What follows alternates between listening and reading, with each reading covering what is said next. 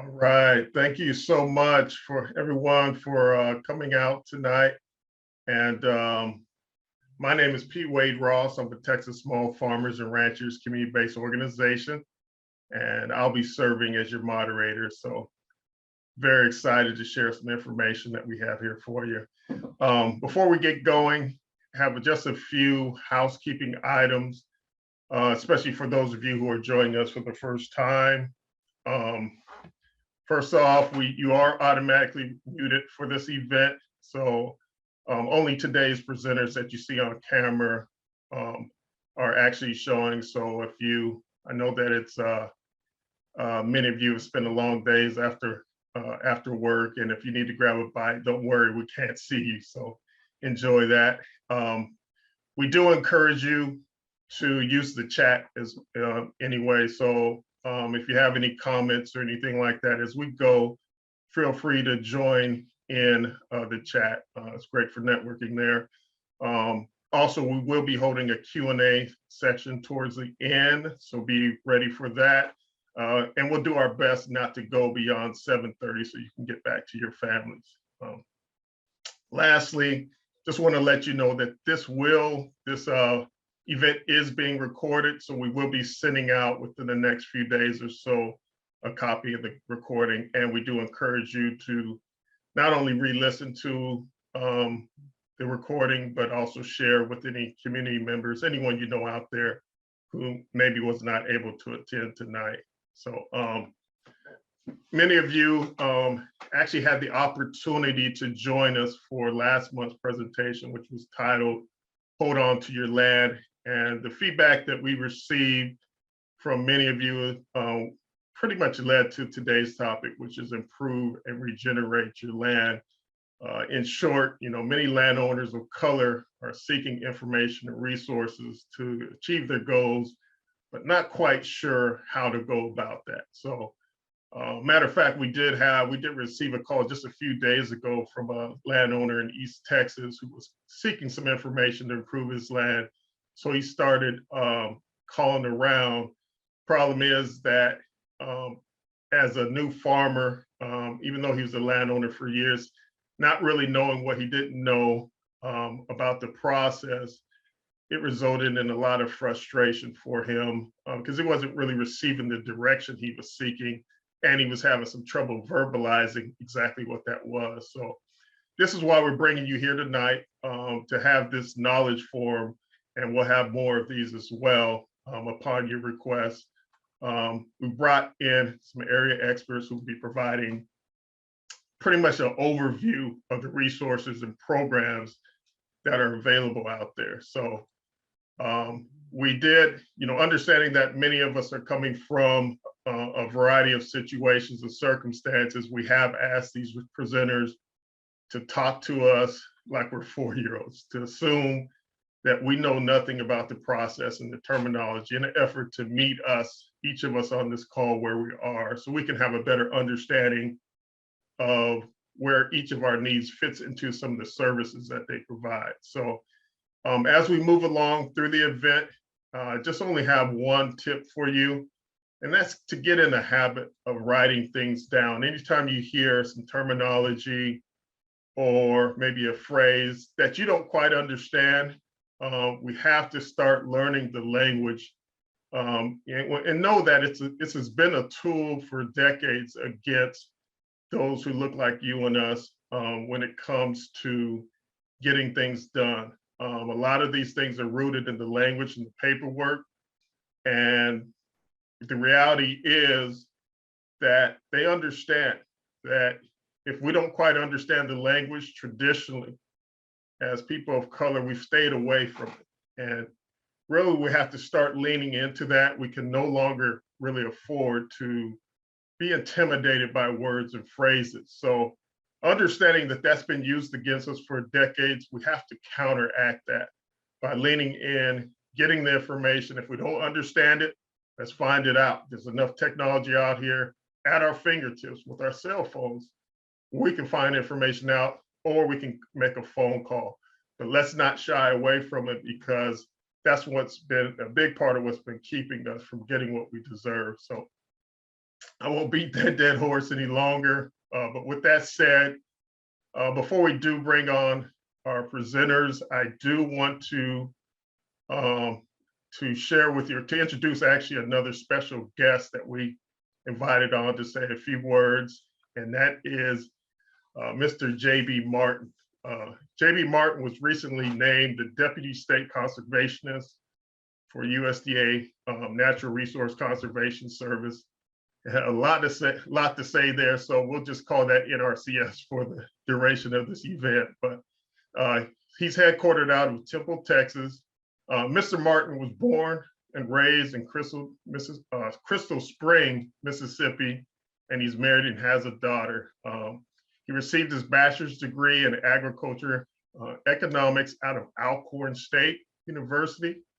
And Mr. Martin is well-traveled in his works with NRCS, previously working as a soil conservationist, area and district conservationist as well in other states around our nation, such as Iowa, Wisconsin, Arizona, Colorado, and North Carolina. So Mr. Martin now works closely with Christy Oakes, our state conservationist here in Texas, overseeing the entire state as far as NRCS operations are concerned.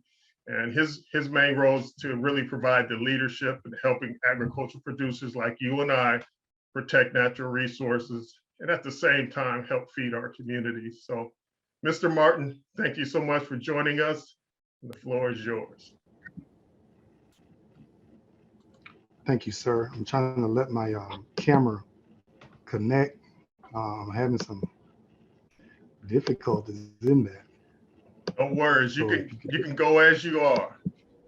I can go as I am? Yes. Okay. I'm still clicking, but we'll see. But I just want to thank each and every one of you for taking the time out to sit in on this webinar. Mr. P.Wade had reached out to me to have me sit in on this webinar, and I don't know how many of you are participants on our CBO group that we have with NRCS. And Ms. Mitchell, I need to have you do me a favor. Mr. Wade, I'm not going to be professional. I'm just going to lay it straight, okay? I like that. As you stated, I've worked all over the United States. I've worked with all different types of producers, okay? And I have to tell this story. I don't want to take too much time, but I spent a majority of my career in the Midwest, as they say, the bread and butter of how, farmers grow.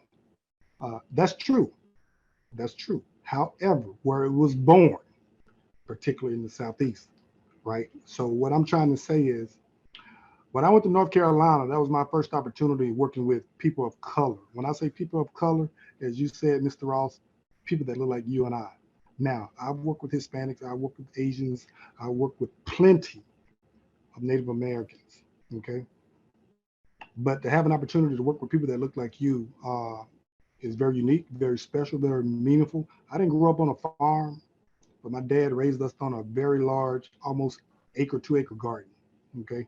So I have an idea, but my career has led me to where I am now. So I'm saying all that to say, as we have talked, Mr. Wade, on our meetings with Christy, one thing that we are trying to really promote, not only promote, but accomplish, is service and assistance.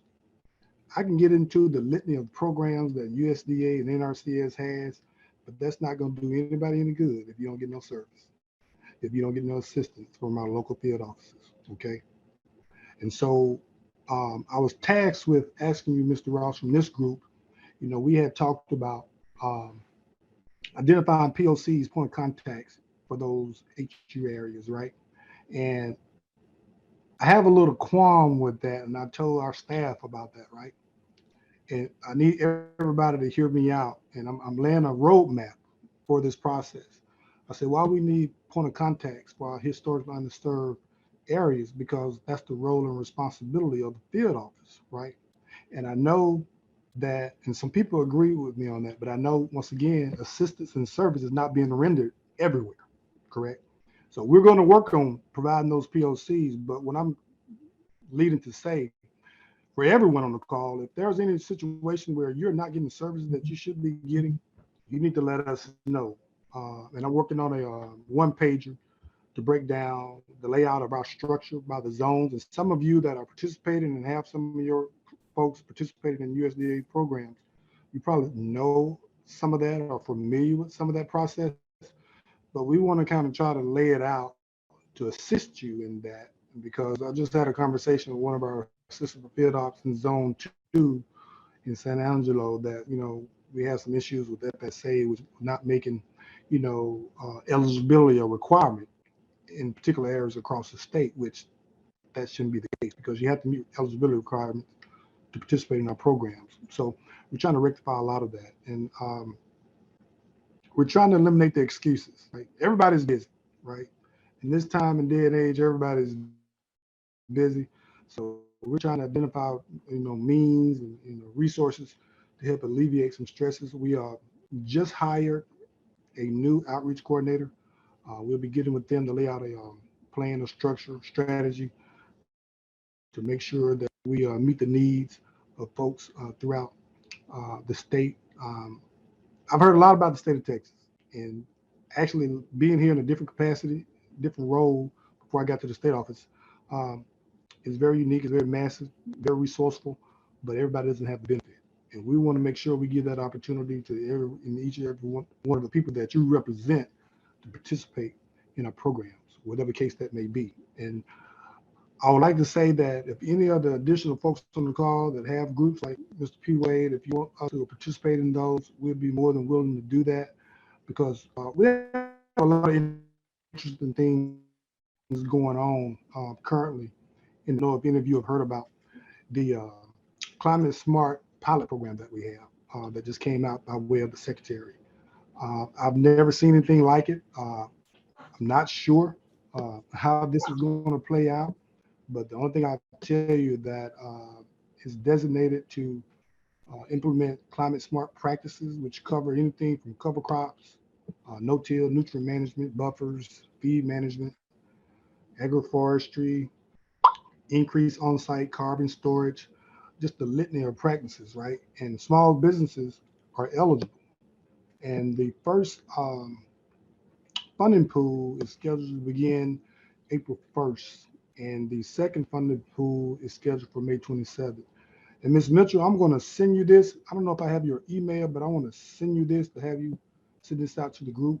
And I will probably be sending you some other documents in regards to eligibility processes and programs that we have. I'm quite sure everybody's familiar with, not everybody, I don't want to assume that, but our EQUIP program, Environmental Quality Incentives Program, our Conservation Security Program, our Resource Conservation Planning Partnership Program. I can go on and on and on, but that doesn't mean anything to you if you're not getting the service. So we should get the service. And I know, Mr. Wade, you told me to just brief. I tell you what, I've had some wild rides along the way in this outfit that I work in, right? Started all the way back in '91 in Southwest Iowa. I want to let everybody know that I'm here for you. If there's anything that I can do, anything I can assist, just let me know. I can give Ms. Mitchell my contact information, and feel free so we can make sure that you get the service that you deserve. So thank you. All right. Well, thank you so much, Mr. Martin, and for sharing. And we truly look forward to a long-standing relationship with you for years to come. So we'll certainly be in touch, and you can stick around if you want. If not, we know you've probably had a long day, so feel free to take off at any point in time. All right. So let me see. I think I'll be here for. You'll be there? Okay. All right. All right. So let's keep things going here. I'm going to, let me see, I'm getting a little feedback from somebody, so I'm going to mute. I think that might be you, JB, so I'm going to mute you. There you go. All right. So next up, I want to bring in tonight's presenters. So we have first with us Willie Holmon, who has been with NRCS for the past 18 years. He too is a graduate of Alcorn State University. So we got HBCUs represented well tonight. The purple and the gold there. He graduated with a Bachelor of Science in Agriculture. Prior to NRCS, Mr. Holman served in the United States Army, finishing his career out of Fort Belvoir, Virginia, as a first lieutenant. While employed with NRCS, Mr. Holman has served in various locations throughout the state of Texas. He began his career as a soil conservationist, working in McKinney, Texas for a couple of years. Then he went over to Bryan, Texas for about 6 years. And now he's out of the Lufkin office, where he serves as the Civil Rights Advisory Community for the past 5 years. So Mr. Holman's specialty is outreach. So he works mostly with his historically underserved landowners out there. So you landowners, make sure that you get Mr. Holman's contact information at the tail end of this. Next up, we have joining Mr. Holman, Tanisha Mitchell. Ms. Mitchell is a graduate of Marlin High School and is the recipient of the USDA 1890 National Scholars Program scholarships. She holds a Bachelor of Science in Agriculture from Prairie View A&M University. So some more HBCU representatives here, and of course, the purple and the gold there as well. So purple and gold is well represented tonight. She graduated with honors as summa cum laude. So huge thing there. This year will be Tanisha's 25th year of service in the NRCS, having worked in throughout Central Texas. She currently serves as a district conservationist for Falls County, which is actually located in her hometown of Marlin, Texas. Ms. Mitchell is passionate about her children, family, friends, loved ones, community involvement, and helping others. And her life motto, which I love, is live life as if you know you're gonna die tomorrow, but plan your life as if you'll live forever. So Mr. Holman, Miss Mitchell, excuse me, welcome. The floor is yours. I think I'm in charge of your presentation, so let me see if I can find that for you. One sec.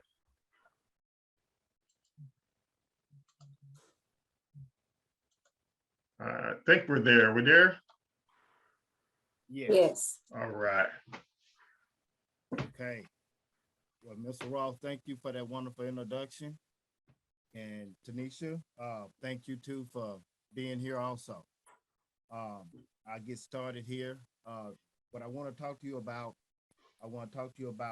who we are and what we do, and explain two of NRCS financial assistance program. Now, we have other programs, but I'm going to talk to you tonight about two of our programs, which is two of our bread and butter programs, as I refer to it. And so anyway, these programs may be beneficial towards your goal on your operation. Next slide, please, Philip. Okay, NRCS, our history and our mission. Our mission is that we deliver conservation solutions so agriculture producers can protect natural resources and feed a growing world. I'm going to talk to you a little bit about the history of the agency. In 1935, the agency was known as SCS, which was known as Soil Conservation Service. It was started by Hugh Hammond Bennett, who was the first former chief of SCS. He is also known as the father of soil conservation. SCS was created in response to the impact of the Dust Bowl when the wind blew topsoil from cropland fields. Our agent has evolved over time, looking at a more resource beyond just soil and cropland. In 1994, Congress changed our name to Natural Resource Conservation Service to better reflect our efforts.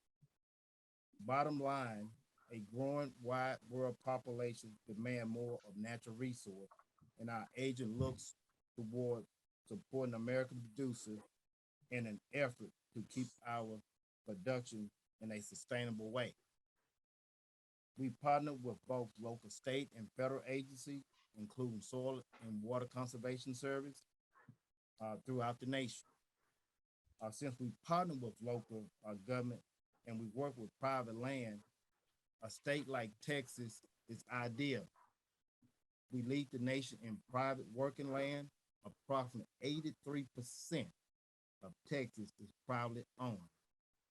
We have 142 million acres of working land.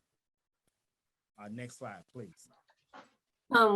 Willie, Yes. we have one of the attendees and they say they can't hear you Okay. in the chat. How about now? Can you hear me now? Hello? I can hear you. It's Andre. Can you hear me, Philip? Yes, I can hear you. Okay. Yeah, so we should be fine. Andre, we're gonna get you out of recording, so hopefully the recording comes through a little bit better. But please keep us advised. Okay. My apologies. Next slide, please.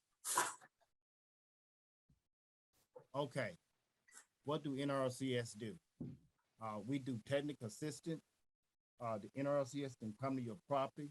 We can drive or walk the property and discuss any resource concern that you may have about your property. We will give you our professional opinion about any resource concern that you may have about your property.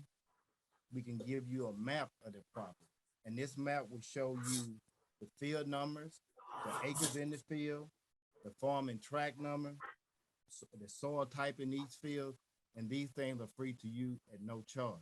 Now, there's other things that we also can show in that map. Tanisha, do you have anything to add? Yes. Essentially, what we provide to you all is a service, and we're basically here as NRCS personnel to assist you in any way possible that we can, whether it's providing technical assistance, additional information as far as aerial maps, topography maps, soil maps. We're here at free, no fee. It's all voluntarily. And we just want to make sure that we provide the service that's just due. Thank you. Next slide, please. Okay, what else do we do? Financial assistance is the other thing that we do. And it is based on funding cycle, funding availability, and it is competitive. Now, the two programs that I want to talk to you about is EQIP, which is one, which stands for Environmental Quality Incentive Program. And the other one is CSP, Conservation Stewardship Program. Now, you can sign up for these programs at any time, but there are windows of opportunity to get in. What I mean is that we have dates set, ending dates, deadline dates. So you want to get in before those deadline dates, but you can go into any NRCS office and sign up at any time. Tanisha, do you have anything to add? Yes, although we have conservation assistance programs, we want to, again, provide technical expertise as well and start out with a conservation plan.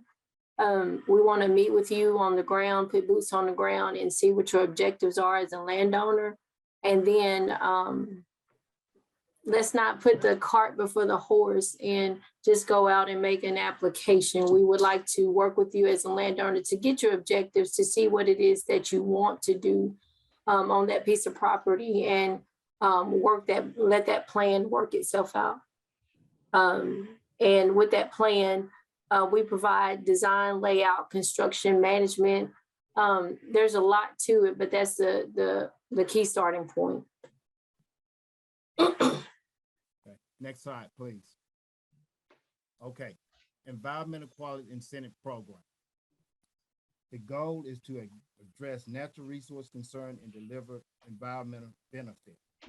Now, when I say resource concern, some examples of resource concern would be improving water and air quality, conserve ground and surface water, increase soil health and reduce soil erosion and sedimentation. Also, improve or create wildlife. Now, some common NRCS practice is you can see it's passing hayland planting, fence, pond, prescribed grades. I'm sorry, prescribed burning. We do have prescribed grading also. These are just a few of the things that NRCS can help you with. Now, when I say conservation practice, these are the things that you'll be putting on the ground. And I just list a few here. But these are the things that, like you see in the picture, you know, we do pond, we do fences, we do prescribed burning. So these are just a few of the things that NRCS can help you with. But when you look into do something through our program, you want to go into the office and definitely talk to a planner there that can assist you. Now, some of the things that NRCS will not do. Now, in most cases, NRCS will not plant grass unless it's 50% bare ground or weeds. The other thing that we will not do, we will not build a pond unless it's adequate soil, drainage, or legitimate livestock. Another thing is that we will not do, we will not irrigation practice without demonstrating irrigation history. And that's 2 out of the last 5 years. So if you want irrigation, you have to demonstrate that you've been doing irrigation at least 2 out of the last 5 years. Tanisha, do you have anything to add? It's just like Willie said, there's a plethora, there's a lot of practices that can be implemented, but we will most definitely like to start out with a conservation plan and to kind of get your goals, to see what it is that you, what your priorities are and what you want to tackle first. And so the conservation plan itself is a comprehensive plan for your entire farming and ranching operation that will definitely help us identify your resource problems. So like Willie said, it's not limited to just these practices, but there could be a whole range of other practices that can be implemented. And we need to take a look at those during the planning process to make sure that we're getting a full view of what you want to do. Next slide, please. Okay, financial system eligibility. Now, what do we need to do to try to get you eligible for the program? This is what this is saying here. Now, most of these, what you see in this slide here, you have to go through farm service agent in order for this to be done. And the first one say demonstrate control of the property. Now, you can do this through a lease or deed. And a lot of times we like to see that lease for at least 5 years, but it's not necessary. During that process, farm service agent will develop you a farm and track number on your place. The other thing that they're gonna want that you will have to fill out is an AD 2047, which is personal information, which is like the phone number, address, email address, things like that. The other thing that you're gonna have to fill out is the just gross income form. And this is to show that you make less than $900,000 a year. You also need to be in compliance with the higher rotable land and wetland conservation requirements. That is another form that you would have to fill out. Now, this last pointer down here, this is through NRCS. Address at least one natural resource concern. Next slide, please. Okay, equip guidelines. Let's talk about some of the guidelines that you have to have that's there for equip. It says here there's no minimum acre size or amount of practice unit. Now, remember we talked about conservation practice, and I told you those are the things that you're putting on the ground. Now, here where it's no limited amount, a minimum amount, you know, I find it best to do what you're going to do out there on your land within the first 3 years. I wouldn't just go in and just do a whole bunch of practice because let's say if you get behind in something, let's say that you doing a practice that's in 2022, but you didn't get the practice completed, then it's going to fall into another year. And also, the reason that I would do just probably within the first 3 years practice is because of the money amount change on these practice. You know, when you come in, you have to stay with the amount of money that you came in on. If fence, for example, if fence is $225 a foot, then later on, let's say you don't get your fence done and you had it in 2022, but it's 2024, where the price of that fence probably has changed, and more likely that fence gonna be higher. But you can't come back and say, well, you know what? I found out that the fence is now, you're paying more for fence. Can I get that fence for the price it is today? And then you won't be able to do that. So if it was just me, you could do whatever you want. You could get more practice. You could put more practice into the contract. But if you stay within the first 3 years, you're probably going to do yourself a lot of good. The other thing is that no cap to restrict participation against large or small operations. The payment limitation is $450,000 for the current life bill. That means that if you max out at $450 for the life bill of EQIP, then that is as far as you can go. I have had some people to max out on that deal. There's no restriction on the number of applications submitted by a participant. The payment method used would be the payment rate, which reflect increase in agriculture input costs. This next one here is that you must complete a practice within the first 12 months of the contract. They're gonna look for that, and that planner gonna look at that you completed a practice.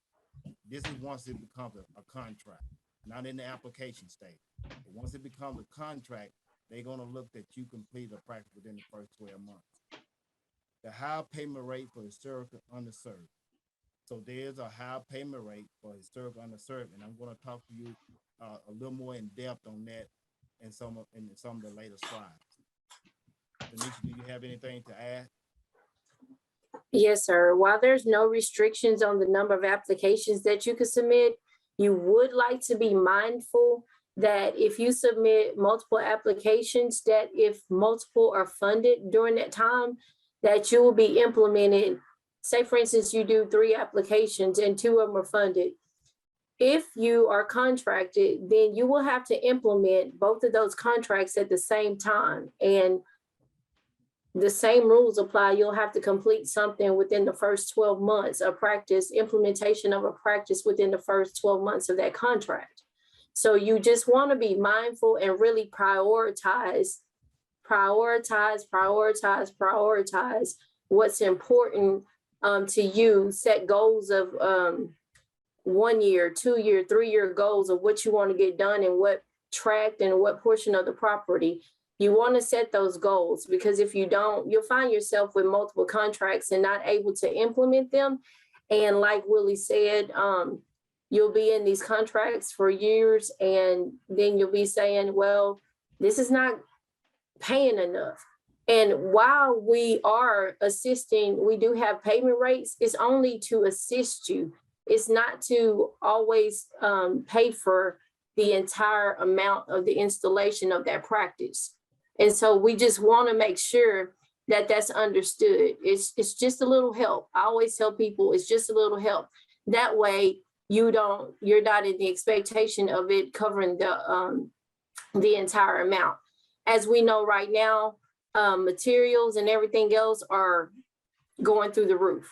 So you want to do your due diligence in looking at contractors, seeing how much it's going to cost to implement those practices prior to getting into a contract.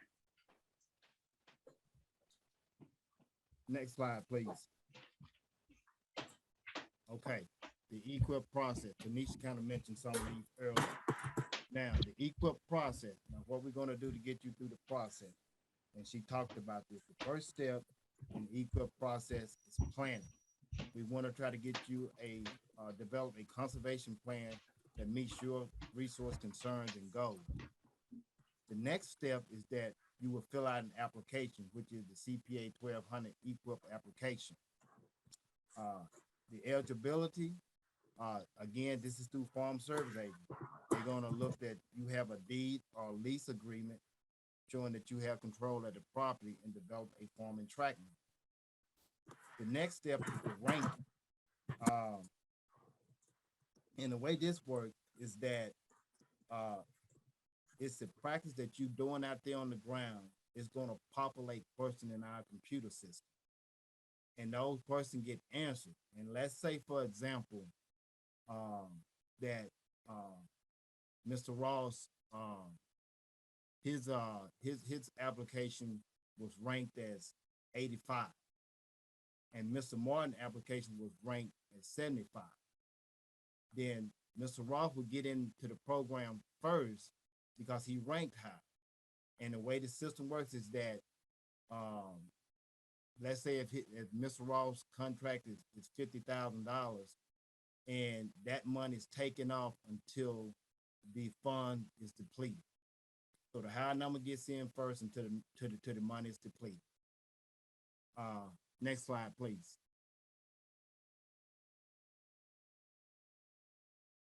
Okay. The next step is based on funding availability and ranking score. The applicant may be scheduled for funding. Now, if selected, the applicant sign a contract document. Now, it say you sign that contract document. Now it becomes a contract. Now, the thing that you don't want to do is when you're in application stage, is that you go out there and do a practice before it becomes a contract. Because if you, I had a guy to do that. He was in the application stage and he went out and he planted grass and he wanted to get funded for it. Well, he jumped the gun. You can't do that. So I'm telling you, if you're in the application stage, it's still not a contract. So if it's something that you're won't get funded through the federal government or through one of these programs, then you need to wait until it becomes a contract before you go out there and do anything. Okay, so the next step is implementing the practice. The practice are installed according to plan, schedule, and practice standard specification. Now, once it becomes a contract, you'll get 1145 form, and it'll have the year that each practice should be done. You might have grass planting in year 2022. You may have your pond in 2023. You may have your cross fence in 2024. And you can sit down with your planner and schedule these things the way that you want to do them. It just sometimes some things, if you look at it, it makes more sense over others. You know, whether you do your cross fence or your pond first. So you have to sit down with your planner and work that out. The practices are certified by NRCS based on standards. Okay, now each practice that you do, and I go back to this cross fence. Let's say now you're in contracts, you're in the contracting stage, and you go do your fence. We have to come out there and certify that fence. And once we certify that fence and say that that fence passed NRCS standards and specs, then what we do, we send you a 1245 form, and you will sign off on that form saying that you agree to that payment. Now, once you agree to that payment, then the money goes into your account in about 10 days. We don't come out and hand you cash. We don't write you a check or anything like that. There'll be a time when you're in the office that you will fill out a 1199 form, which states that you want that money to go either into your checking account or your savings account. And that's how the money is sent to you. Tanisha, do you have anything to add? The applications on the previous slide, we do take applications on a continuous basis. I think you kind of alluded to that, but we also have sign up deadlines, application deadlines, and then obligation deadlines.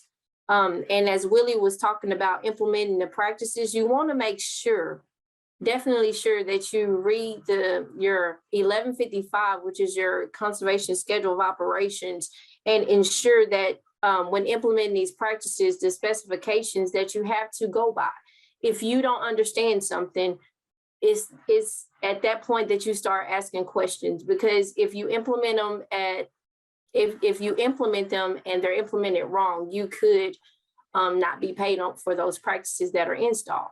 So you want to make sure to read your specifications and use them as a guide, and then you use NRCS for assistance in every way of that, in every aspect of that process. Next slide, please. Okay, equip funding and payment rate. Remember, all funding is based on cycle and is competitive.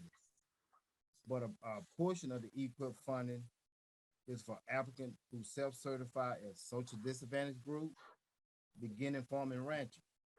Now, the other thing here is that the higher payment rate are reserved for applicants who self-certify as historically underserved.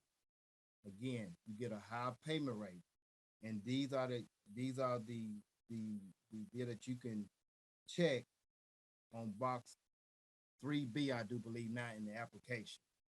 Social disadvantaged group, beginning farm and ranchers, veteran discharged within the last 10 years. Now again, under these categories, you can get a higher paying rate. Now, what is social disadvantaged group? A group whose member has been subject to racial or ethnic prejudice. Now, who falls under this group? Black or African American, Hispanic, American Indian, Alaskan Native, Asian, Native Hawaiian, or Pacific Island. What does beginning farm or ranchers mean? It's someone who has not operated a farm or ranch, or who has operated a farm or ranch, but not more than 10 consecutive years. Veteran farm or rancher is a veteran who has been released from the service under condition other than dishonorable discharge within the most recent 10 years. For this limited resource farm and rancher, it takes into account the farm sale and household income. The poverty level range for a given era over the previous 2 years. Now, that means that for the limited resource farmer ranchers, let's say in Brazos County, the limited resource income may be $28,000 a year, but in Grimes County, it may be $30,000 a year. So it does vary from county to county. And we do have a tool that's you self-certify that say if you are a limited resource farmer or rancher. Tanisha, would you like to add anything? No, sir. Okay, next slide, please. Okay, let's talk about this advanced payment. You can get an advanced payment, but there are rules that you must follow for this advanced payment. And please try to follow those rules if you're going to get this advanced payment. Let's see what it says here. It says for historical underserved participant may select to receive advanced payment of 50% of the equal conservation practice payment amount to purchase material or contract service associated with the practice implementation. Okay, let's say that your contract is $50,000. You can get $25,000 of that fund. But again, look at what it says again. It is to purchase material or contract service. The other thing that it says here is say the scheduled practice or activity for which the advance payment is requested must have NRCS approved practice design before issuing the funds. So before issuing the advance payment. So what it's saying here is that some design that I know that you have to have up front is one like, let's say a pond. That is an engineering practice. So that design would have to be done before the money. If you had that in your contract, the design would have to be done before the advance payment is issued to you. Also, I can think of another one would be like livestock pipeline. That is another engineering practice. So a design would have to be done on that one also before the funds are issued. So anytime you have anything that has a design to it, then you would have to have that done prior to getting the advance payment. Next slide, please. Okay. It says here, in the advance payment, the participant must expend the advance payment within 90 days of the receipt of the fund. If the fund provided in the advance payment are not expended during the 90-day period, beginning at the date of the receipt, the fund shall be returned. Now, this is what it's saying here. It's saying that you have 90 days to spend, let's say if you got that $25,000, you have 90 days to spend that fund on material. Let's say if you were doing a fence, so that would be the fence wire, the post, and maybe concrete or whatever. So you have to spend that money within 90 days. If not, then they're going to ask for the funds back. Now, it don't mean that you got 90 days to complete the contract. Practice. You don't. That's not what it's saying. It's just saying that you have 90 days to spend this money on material contract service. So a lot of people think that once they get this money, they got 90 days to go out and finish that practice. No, that is not what it's saying. Some people get that confused. The other thing it says here is that the conservation practice associated with the advance payment must be completed as scheduled in the equipped schedule operation. All it's saying here is that any practice dealing with the advance payment must be completed in the schedule operation. Like I said, that's that 1199 form. And it would tell you the year of each practice. And if you don't understand that 1199, make sure you get with your planner and let him explain it to you. Because this is how you follow each practice to be done each year, so that you make sure that you didn't miss anything and that you got everything, and also that you got the material that you needed to complete those practices. Tanisha, do you have anything to add to the advance payment?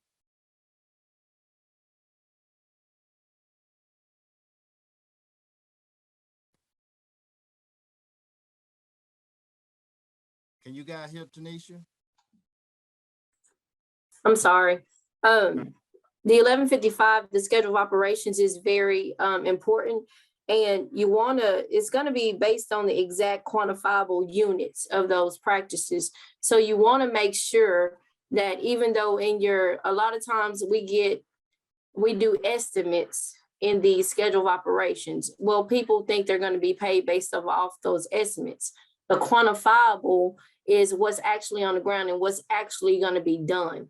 And so you want to make sure that you don't get those two confused based on the estimate and what's the exact quantifiable acreage or footage or whatever it is.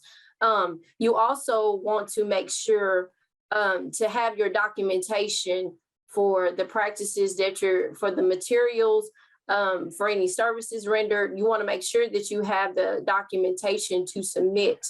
You want to make sure that if you don't, you may have to pay back the money. There's a lot of things that goes along with advance payments. So you want to make sure that you fall within those guidelines and you do whatever you need to do so that your contract is not terminated in that worst scenario that you have to pay back additional funds that you've received or dealing with contract termination. Next slide, please.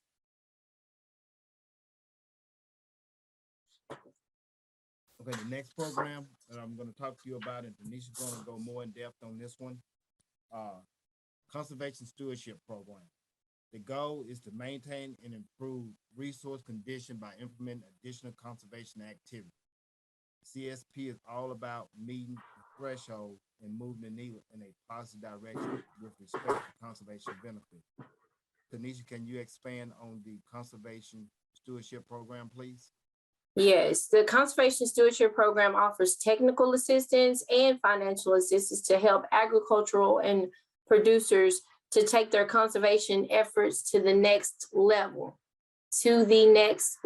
which means you wouldn't want to enter this program as a new participant.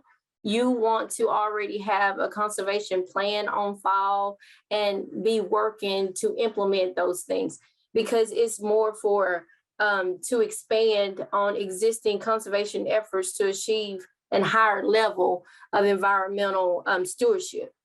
So you want to make sure when entering this program specifically that you have control over the land for 5 years, and whatever operation that you're doing, that know that it's the entire operation, the entire operating unit, not just a track, not just one field, it's the entire operating unit. You also want to know that you'll be working to increase your level of conservation application on that particular operation. So you just really want to make sure that it's not like equip. Now, if you're needing to do brush control or plant grass or anything like that, this is not the program for you. This is increasing your level of management practices. So that's what you want to do with this program. There's also the potential to, if you do get funded for CSP, to go into a renewal. Everybody doesn't get to renew their CSP contracts. That's another thing to think about. But you want to make sure that when you get into these, you start choosing your bundles and everything else, that it's a maintenance. So it's not going to mimic the cost of what you would get to implement a practice through EQIP, which is Environmental Quality Incentive Program. This is going to be just maintenance items. So you just want to make sure that whichever program that you are applying for or that you're getting into, that you know the specifics of that program. And don't let, just because somebody tells you, well, hey, this is not the program for you, you may need to do this.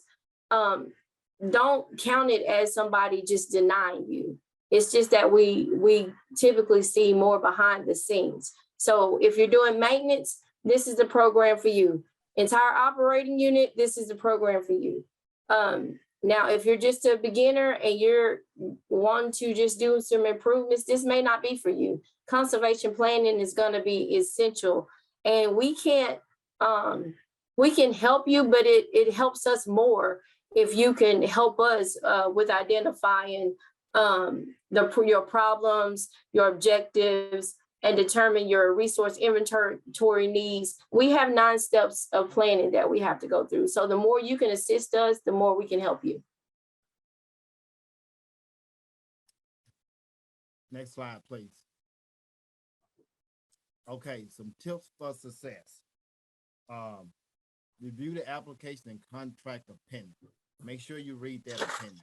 It got a lot of things in there that can answer your question. Also ask questions, especially with your planner. Check in occasion with the local field office. And like I said, when you do, make sure you talk to your planner, the one who sat down with you and developed that conservation development plan, and also your contract. Understand the practice standards, specification, enhancement requirements, and required documents. Have a plan. Be ready to start work following obligation. I mean, once the contract is signed, be ready to go. You know, you schedule your contractor, your forester, place order for material. And here it's just like, for instance, let's say if you were doing loblolly planning, and you get into December, because that is a cool season planning, and you hadn't ordered your ceiling, then you're gonna be behind the 8 ball, because a lot of times those nurseries, they want the money up front, and they might be out also. So make sure you do your planning well. Implement a plan item practice again in the first 12 months. Stick to the plan schedule operation. That's going to be that 1155 plan. The planner can explain that there to you if you don't understand it. Understand the cost to you. Talk to the consultant, the contract, and price item. Remember that the 2 programs that we talked about, it is a financial assistance program. You will be out of some money. It is not a grant. Next slide, please. Go back one more. Okay. How do you find NRCS? You can find us by Googling, search Texas NRCS, then select contact us, then select local service center. And when you select local service center, a map of Texas is going to come up, and you want to click on the county that your property is in and not necessarily where you live. Because if you're doing a practice out there on your place, you might live in one county, but where you want to do the work is in another county. So that's very important. So that is the service center that you want to deal with. And when you click on that service center, it's going to have on that county, it's going to pull up this the NRCS Service Center, and it's going to have the name of the people there. It's going to have the phone number, and so you're able to call and contact them and let them know what you're trying to do. So this is the way that you can find NRCS at NRCS. Remember that we have 254 counties in Texas, and we have somebody to service each one of those counties, even if we don't have an office in that county. Remember that now with the COVID, you want to make sure that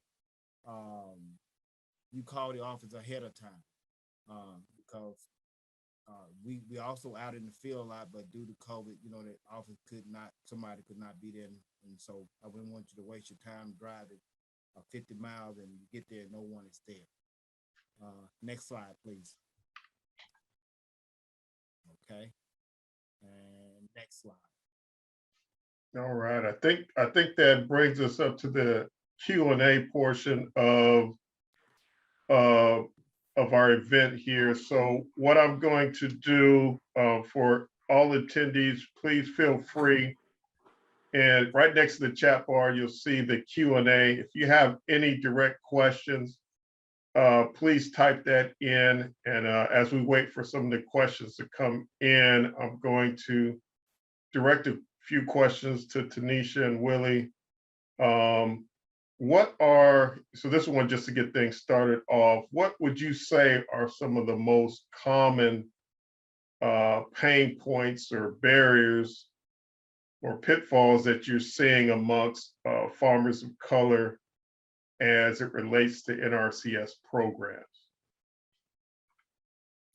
I can tell you one barrier that I can think of is a lot of times when you have a smaller acre, and let's say that you're doing tree planting, and it is hard to get someone to do smaller acre. They want to carry the equipment out to the bigger acres, because once it probably costs them at least just $300 just to drop that equipment off. And so they like to go to those bigger farms where they can be there for maybe 2 weeks, maybe even 3 weeks, and they doing work there. That is one barrier that we see with doing tree planting and site prep. So you got to remember that on some of these practice, especially like when you're doing tree planting, and then you got to do a site prep. It may be hard to get someone out there to clear the area, because like I said, they like to go more to where there's more acre and they can be there for a longer period of time. So those are one barrier that we need to try to get over in that deal. I wish we had someone in the area that did that type of work on small farms.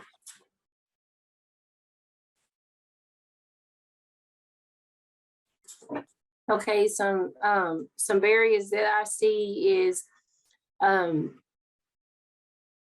everyone has their reason why they're doing what they're doing, but they're not able to convey or let us know when they get to the field office what it is that they're wanting to do. A lot of times we see, well, my neighbor got money for this, or my neighbor got financial assistance for this. How can I get some of that money?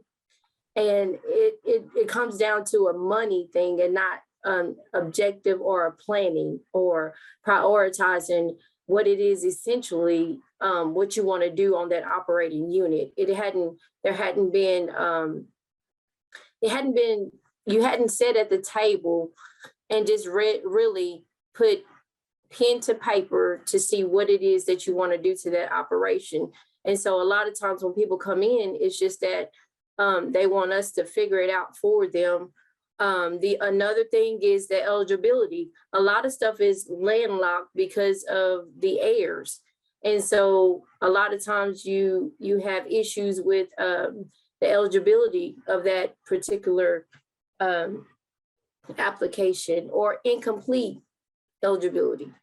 The other thing is physical limitations. A lot of people say, well, you know what, I can do that work on my own. And a lot of times they don't have the know-how or the expertise to implement those practices. They're trying to save money. And so essentially what I try to tell landowners to do is to do their homework up front.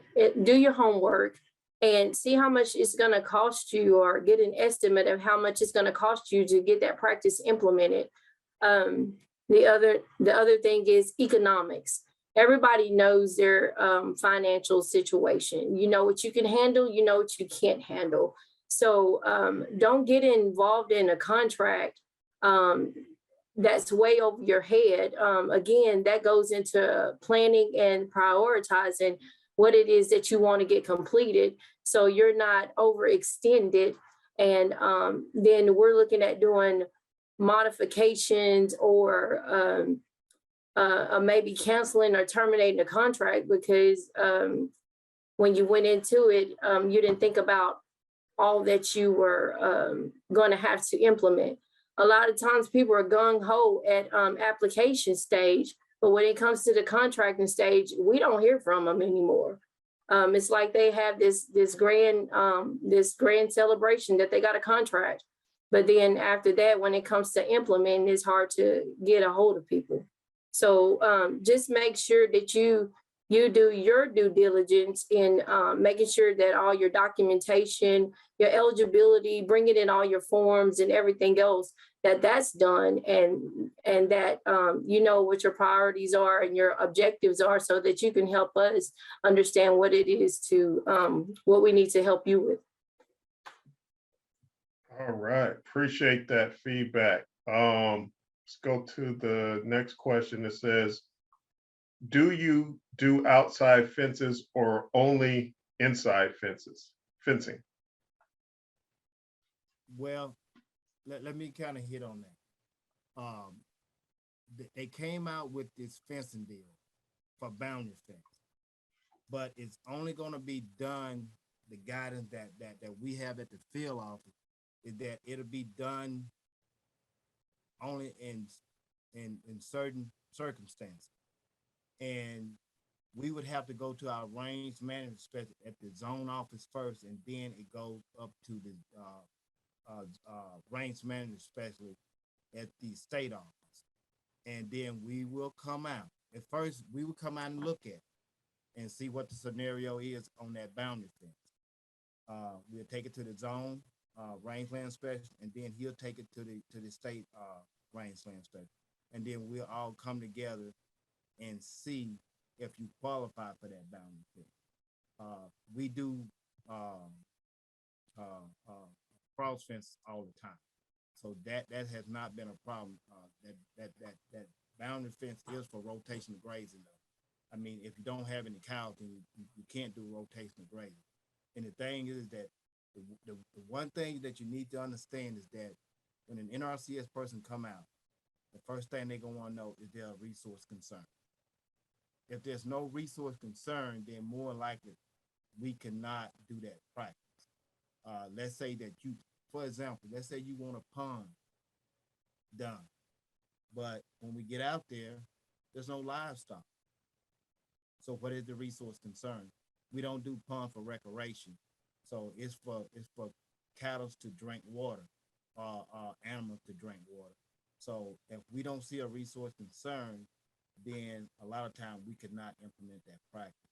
So when you looking at things to do, just ask yourself, what is the resource concern that the federal government will spend federal dollars to implement a practice? I hope that answers your question, Philip. All right. All right. Oh, you got some, Tanisha, as well? No, that he covered it pretty well. Okay. Okay. So I'm gonna go on to the next question. It says you use words like water and air quality and erosion and sediments, and this is a private landowner who knows nothing about conservation and farming practices. I'm still a little bit confused as to when I would call on NRCS. Can you give us some more examples of what types of things a new farmer would consider as conservation or resource concern? That so I guess they're looking for some examples of what you see beginning farmers calling you on. People who are new to farming, don't really know the terminology. Yeah. Well, let's take for instance that let's say I come out to your place and you got an erosion problem. You know, your soil is just eroding away, and you know, you don't know what to do. You know, you call us out, and the first thing that I probably would instruct you to do, and it depends on what the location is too. So everything, so with something like that, you will come out and look at it to assess the situation. But let's say that you got an erosion problem. So that's a resource concern right there. And probably one of my first recommendations to you is let's do critical area planning. Now, see, that's another term that you probably say, well, what is critical area planning? And all critical area planning is we're going to try to find some kind of way to get some cover on that bare ground, because that's why it eroded. And so we might say, let's do Bermuda grass. I would probably prefer that grass because that grass ties into the soil like a sewing machine. And so that will a lot of times stop your erosion problem. Or you might have bunch grass, or you might want to plant trees. It depends on where the erosion is at. Let's say if it's on a stream bank, well then we need to probably try to plant some kind of trees on there, because you know the roots of the tree tied to the soil to hold that ground together. So a lot of times when you see people clearing stream banks, and if they don't get something there pretty soon, you're probably going to see that bank side eroding away. So that is one example of erosion. The other one I mentioned about sedimentation. Let's say, for example, that you have a pond, and you know when the rain falls, it hits the ground and it runs into that pond. Well, you might say, well, why is my pond so muddy? Why is it not clear like I see some of the other ponds? Then again, the solution to that is probably plant grass, probably because it's muddy, because you got too much bare ground and all that soil is just running into the pond.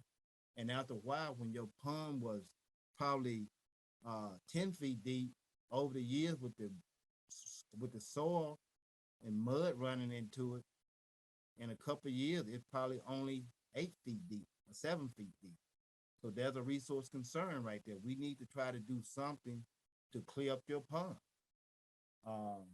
So those are some examples that I kind of mentioned in the slide, and some ways that we can resolve those problems. So if you got any problem, call us out. Let us look at it. Don't just turn your back and say, well, there's nothing can be done. Let NRCS come out and look at it. We can tell you if there's anything we can do. At least we can give you our expert advice on it, if nothing else. And then you may say, well, then, can the federal government help me with this practice? And then we can say, well, yes, we can help you with that practice. That way you come into the office, we develop a plan and fill out an application, and we go from there.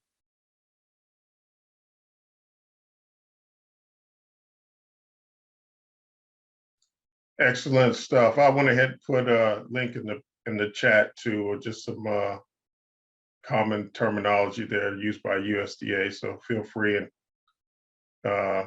copy and paste that link. I'm gonna go to the next question. It says, if you're you are a beginner in the farm and ranch arena, but you have planned out your goals and time segments and cattle is your final stage, how would that affect in seeking a pond and planting grass?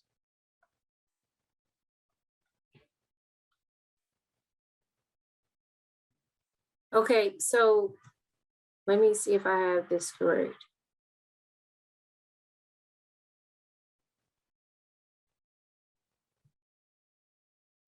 So that's kind of a broad question, Mr. Hayward. Do you already have grass established? If not, then we would need to look at that address that as a resource concern to get the grass planted. I think I'm answering your question. I think you're wanting to, do you have other areas in which you have livestock? Because you have to be an agricultural producer to meet the requirements to even make an application. That's part of the eligibility. Do you have other acreage in which you have cattle on, or is this your only place?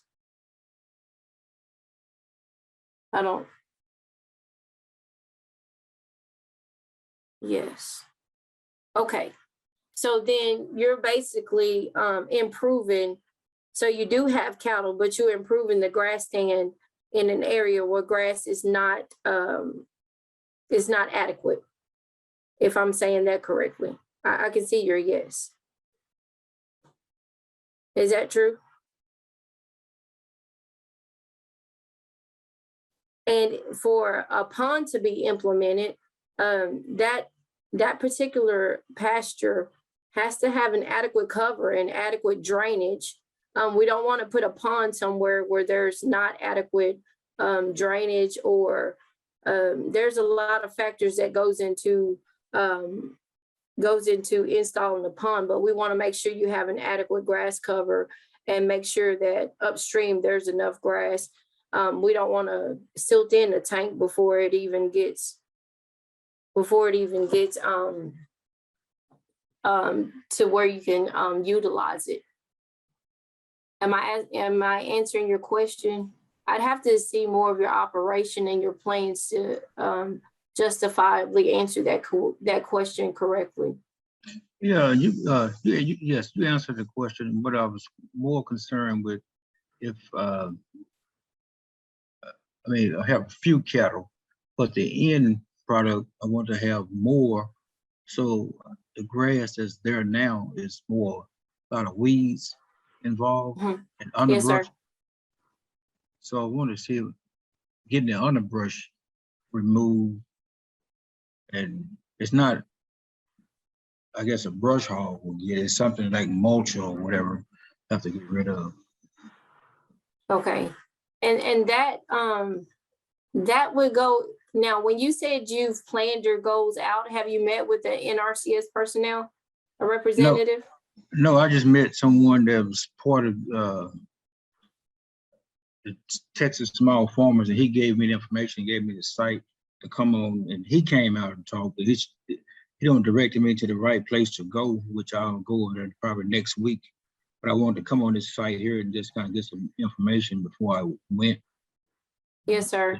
Without me looking at it sight unseen, I would, if you've already planned everything out, I would take those plans into the office, to the NRCS office, and let them know that, just say, for instance, you have two particular fields, and one field, it has inadequate grass and it has some brush, and we clear certain type of brush now. We're just not gonna clear hardwoods, okay?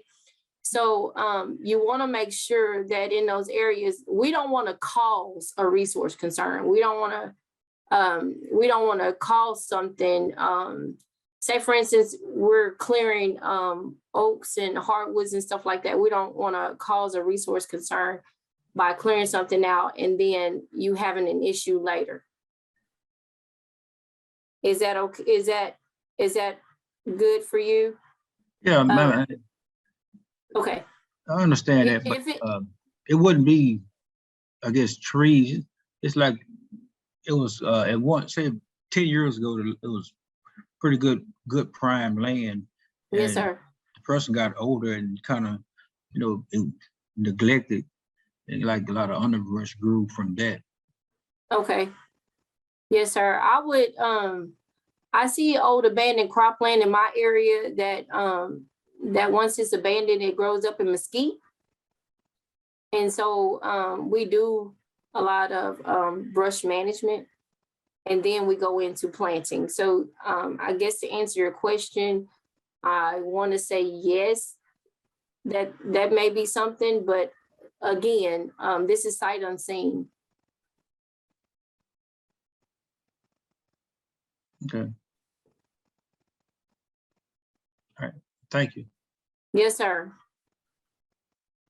And the other thing, I'm sorry, the other thing you want to do is make sure that when you get your grass planted, if you go through NRCS, there's steps. If there's brush, then you'll clear the brush, and then you'll plant the grass, and then you'll make sure the grass is fully established and put the pond in. So you want to make sure that we talked about minimal grazing heights and grazing plans as well. So you want to make sure that you don't overgraze or have too many animal units on that property as well. Okay. All right, we got another question in, and we'll make this one towards the last one so we can get folks along their way.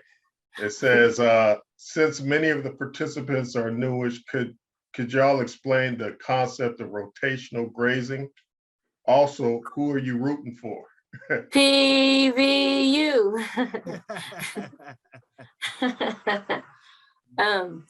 Yes, the concept of the rotational grazing is so that, let's say you got a cross fence, and let's say you got a 50-acre field and you cross fenced it, and you divide into 25. Well, what you've done for the rotational grazing is that you stop your cow just from going out there eating any and everywhere on that 50 acre. And so when you cross fence, your grass you might do a deal, and somebody come out and NRCS person come out and say, well, with your grass height, with how many ever cows you got, you now have cross fenced it, and now those cows are in one side of the 25 acres, and they can stay there for 7 days. So now you have allowed the other side to rest while they eating on another side. And so then vice versa, you turn them in on the other side and let them eat there for 7 days while the other side rests. And then again, that allows them not to just go out there and eat the whole 50 acres of grass. So now you have allowed for rotational grazing. And you can divide that up in any way. You can cut that up in that 50 acres up in any way you like. You can cut it in half. You could also do another fence and do a fourth of that. So it all depends on how you want to do your fence. You also can do it as intense grazing, but a lot of time that's done through electric fence. But that's work when you start doing intense grazing. That means you moving them around a lot on small acres that you have divided up. But in a nutshell, that is what it's called for rotational grazing. All right, we're gonna slip one more in here. It says, can you touch on information on wetland determinations?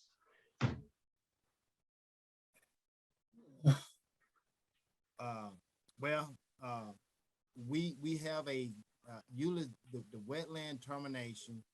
Like I said, you'll have to do one through farm survey. That's where it probably starts at. And then NRCS will get that form. And usually we have a person that usually do our wetland termination. We have, and it's usually the biologist, but it don't have to be. We actually have a wetland termination person that's in our zone or come to our zone. We get one hired. But they go out and they do a termination. They go out and look at the soil type. If it's if they see vegetation, that say that it look like it's a wetland. We look at the site and look at the trees and see it look like if it has water bars on it, that could be a wetland. So if it becomes, if they determined it to be a wetland and you want to do something in that area, NRCS will probably back off of that deal. Now, it don't mean that you couldn't go out there and do something on your own, but then you also can get whistleblowers that may turn you in if they think it's a wetland. But that is usually how those wetlands is determined. And they're pretty serious about those wetlands. Let me tell you. That you don't want to go out there, and we wouldn't do it, through a federal government program to destroy a wetland. We would probably back off of that and tell you, could you plant somewhere else, or could you do something somewhere else in another area, but not want to test that wetland. All right, so we're going to go ahead and finish things up here. I did post a slide here with contact information for both Mr. Holmon and Ms. Mitchell, if you want to reach out to them directly.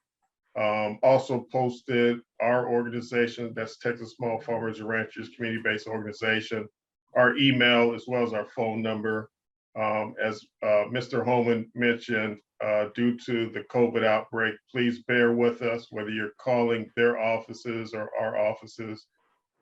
Give us about a 24-hour window to make sure that we can get back to you. Also, we posted some websites there as well. And on the tsfrcbo.org, under the resource tab, we do have quite a bit of some additional programs that are available and partners, such as, FSAs, which Mr. Holmon touched on. So feel free to use those resources. If you're not sure, reach out to us, and we're here for you to make sure that you're pointed in the right direction. Quick reminder as we finish things up, within the next hour or so, we're going to be sharing a brief survey. So please be looking for that in your email inbox. We do ask that you please take a moment. It's probably only going to take you a minute or two to answer the 4 or 5 questions and hit that send button. Get that back to us, hopefully within the next 24 hours. It's really our mission to meet you where you are as farmers, ranchers, landowners, producers, and help fill in the gaps. But we can only do that, when we're getting the proper feedback of how we can best serve you with, valuable, relevant information to bring you forums like this tonight. So within the next few days, we will also be sending out today's recording, along with some informational flyers supplied by our panelists tonight.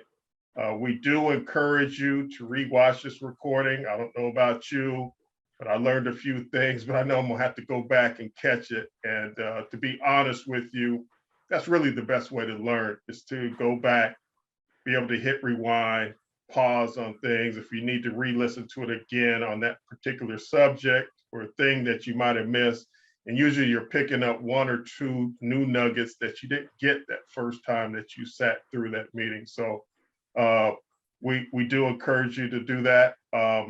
Also, last but certainly not least, we want to say a special thanks to all our presenters tonight: J.B. Martin, Willie Holmon, Tanisha Mitchell, and certainly our team at Texas Small Farmers and Ranchers, a community-based organization, to help put this event on. Special note, please be on the lookout in our newsletter and our website for the next online series that we're titling, that's titled Build, Launch, and Grow Your Farm Business. We're going to start that next month. We do know that there's quite a few of you on this call who are very anxious to start or restart your farm enterprises.